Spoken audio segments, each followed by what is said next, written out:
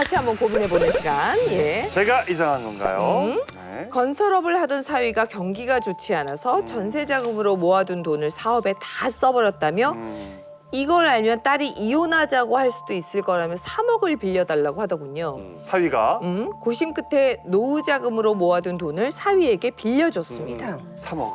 그런데 얼마 전 딸이 사위와 심하게 싸웠다며 손주들과 함께 집을 싸서 집으로 왔습니다. 이혼할 거라며 펄펄 뛰는 겁니다. 딸의 이혼 얘기에도 철렁했지만 사위에게 빌려준 3억이 떠올랐습니다.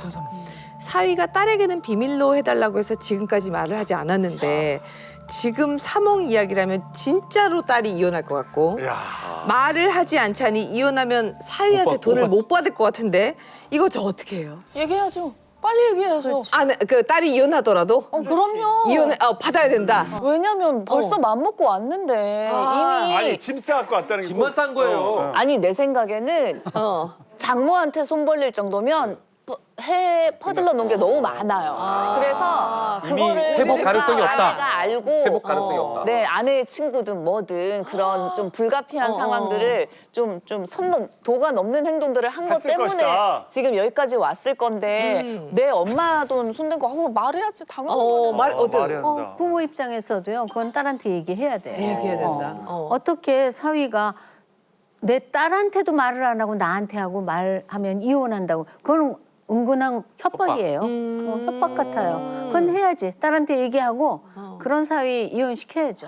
근데 저는 이 장관 씨랑 의견이 좀 비슷한 게 얘기해야 된다. 이 장모님한테까지 손을 벌릴 정도면 진짜 이 마지막이다. 바닥에 깔려 있는 게 어마어마할 것 같아요. 주변의 상황을 이 실화들을 좀 약간 이게 봤을 때 실제로 그런 경우들이 좀 꽤나 있었거든요. 사실은 되게 어렵잖아요. 장서 관계가. 그쵸. 아무래도 좀 굉장히 어려운 관계라서 손 벌리기가 굉장히 어려운데 거기까지 손을 빌렸다는 거는 이거는 끝이다. 끝이다. 그러니까 차라리 이게 뭔가 해결을 해 나가는 과정에서 장모님 돈부터 먼저 해결할 수 있도록 빨리 얘기해야 될 것 같아요. 만약에 이 사람이 지금 빚이 장모님한테 3억을 장모님부터 빌렸지만 해결할까 봐요. 20억 정도 깔려 있다고 봐요. 또 그렇다니까 그런 사람들이 3억 장모님도 정도는 해결 안 해. 억지로 네. 3억 정도는 어떻게 구할 수 있다고 그러니까 제 말이 치자고요. 현실적으로 해야 그러면 된다, 얘기 안 현실적으로. 하면 현실적으로 해야 된다고. 그러니까 여기 딸한테 얘기해가지고 불에 기름을 부어서 그냥 이혼도 해버리고 돈도 못 받는 상황이 최악이잖아요.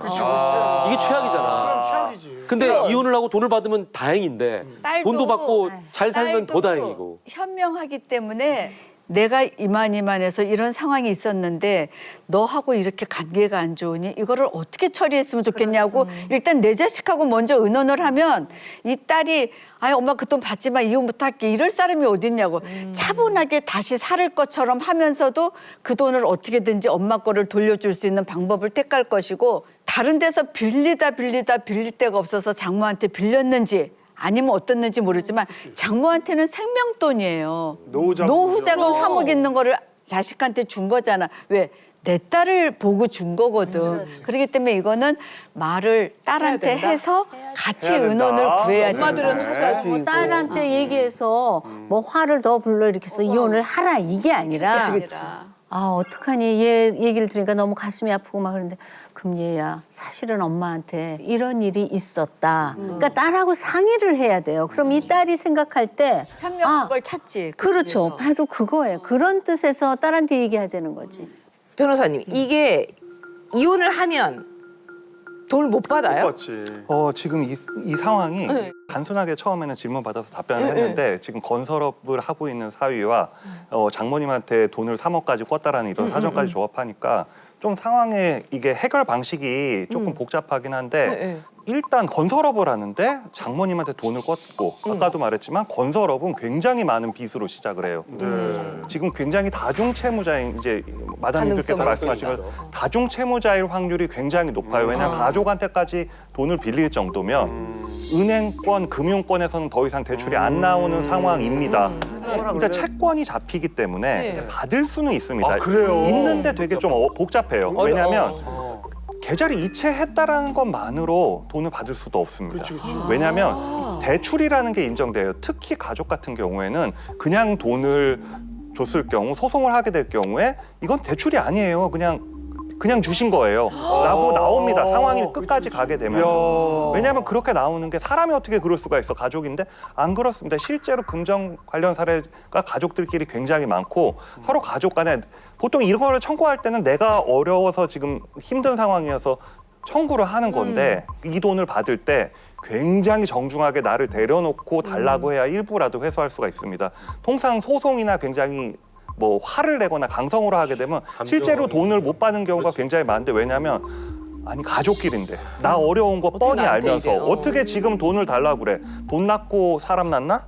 저렇게 악독한 사람인지 몰랐고 저런 악독한 사람의 돈은 갚으면 안 돼. 그게 정의학까지 갑니다.